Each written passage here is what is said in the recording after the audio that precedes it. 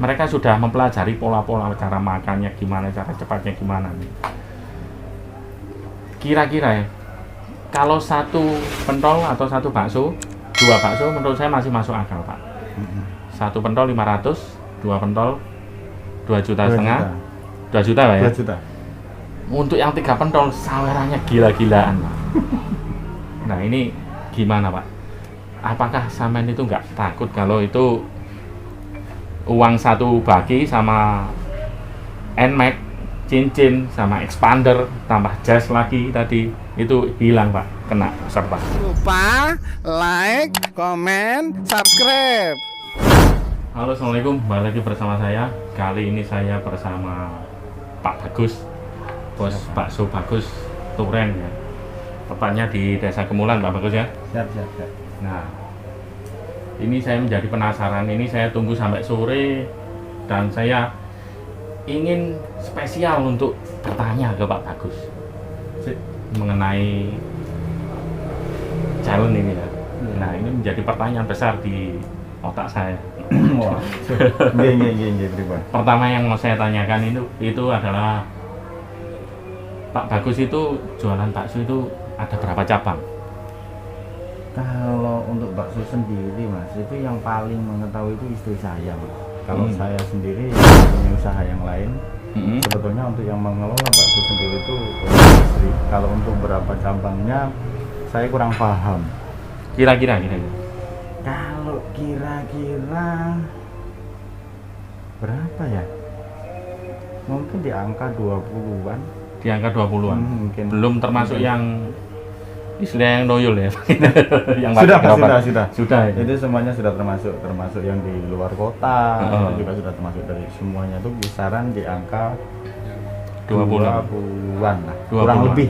Saya sendiri kurang paham. Soalnya sebetulnya bukan saya, Mas, istri loh. Istri. Kita mendukung saja. Untuk pengurusan masalah bakso ini istri semuanya. Istri, Mas. Nah, kemudian untuk bisnis utamanya Pak Bagus? Adalah kecil-kecilan.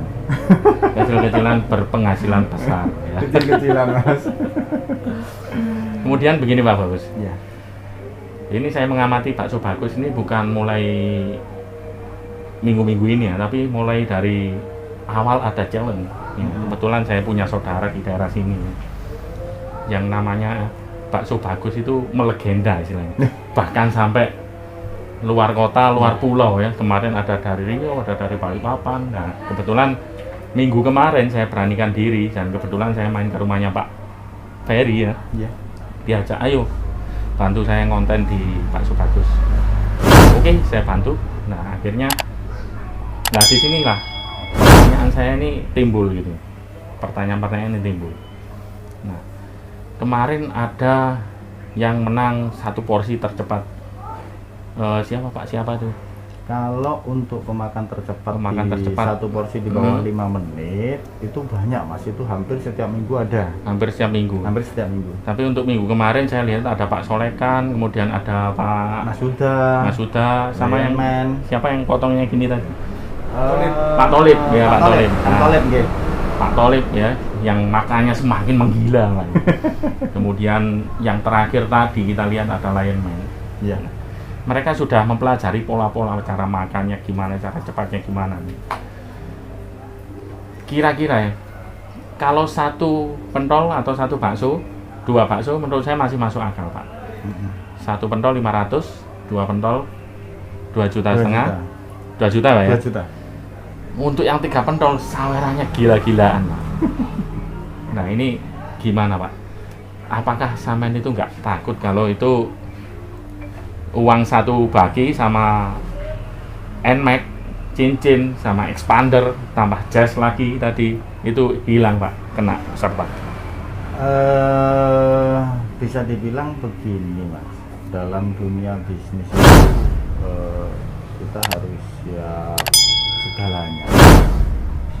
Kalau untuk masalah challenge, apabila ada peserta yang menang, ya nggak apa-apa, itu sudah menjadi resiko kalau menurut saya. Ketika kita ingin mendapatkan ikan hiu, ibarat kata mancing ya, nggak mungkin kita mancing di emperan ataukah di sungai. Pastilah itu kita pancing di tengah lautan yang beresiko terkena ombak, yang beresiko dimakan ikan hiu dan lain-lain. Kalau menurut saya biasa-biasa saja, Mas. Biasa saja. Iya. Mantap sekali. Kalian bisa lihat kan, tadi uangnya Pak Bagus kalau ngasih uang itu nggak satu-satu gini. Pior, uangnya habis, kasih NMAX. NMAX sudah, cincinnya ini cincinnya, tombongan juga. Kemudian ada mobil, ada dari youtuber yang lain kasih. Nah ini saya berpikiran, waduh, kalau saya ngedap Pak. Ya kalau boleh jujur sih yo deg-deg-ser Mas, ngalamun deg-deg-ser. Kita juga manusiawi juga. Andai kata yang jelas di situ kan untuk masalah yang 3 porsi dan persahabatan itu sudah kita siapkan itu kurang lebih uang tunai 100 juta. 100 juta? Iya, 100 kurang lebih. Dan hadiah-hadiah lain, dan kalau memang di situ saya berharapnya saya kalau andai kata saya kalah harus ke orang yang tepat, orang yang lebih membutuhkan atau apa, itu enggak apa-apa. Makanya di sini dari kemarin tidak ada pemakan tercepat, dari benak saya kok terpikirkan kasihan kalau enggak ada yang menang. Nah, di situ kita adakanlah pemakan tercepat dan bisa pengganti bensin mereka. Pengganti bensin, pengganti transport lah ya. Nah, betul. Nah, kemudian ini lama-kelamaan kan orang-orang udah mulai bosen nih dengan jalan-jalan kita yang seperti ini. Ya. Kedepannya ada rencana apa Pak Gus untuk jalan atau istilahnya variasi apa ya kedepannya? Sampai saat ini masih belum atau menjadi rahasia kah? Masih belum terbesit ide Mas untuk sampai saat ini. Belum terbesit ide? Belum. Insya Allah untuk jangka panjangnya pastilah mungkin pasti ada ide-ide yang lain ya? Pasti, suatu saat pasti akan muncul. Toh dari ide challenge ini saya mendapatkan ide challenge ini bukan saya dapatkan nggak instan. Itu mulai beberapa tahun yang lalu, mulai dari pentol yang kecil-kecil sampai besar sampai yang super besar. Kalau yang kecil-kecil kan saya sering kalah kalau dulunya. Super besar inilah jarang kita kecuali di pemakan tercepat. Untuk idenya sendiri Pak Bagus, ide membuat challenge seperti ini itu original dari Pak Bagus atau ada Pak Bagus lihat dari challenge-challenge yang lain?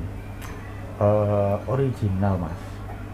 Jadi pas waktu challenge itu pentolnya yang 10.000 yang kecil-kecil itu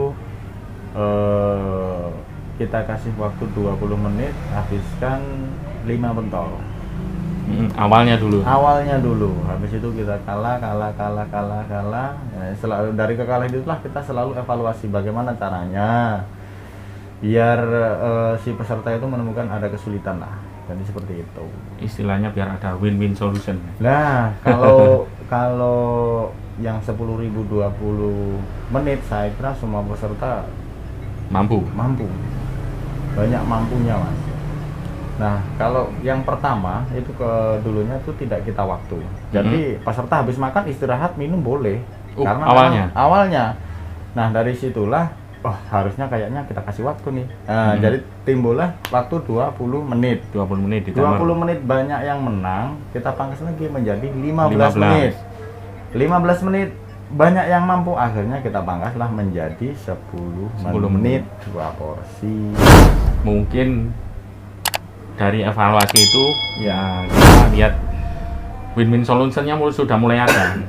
Dari Pak Bagus sendiri sudah kelihatan yo gusar-gusar masih ada di geser.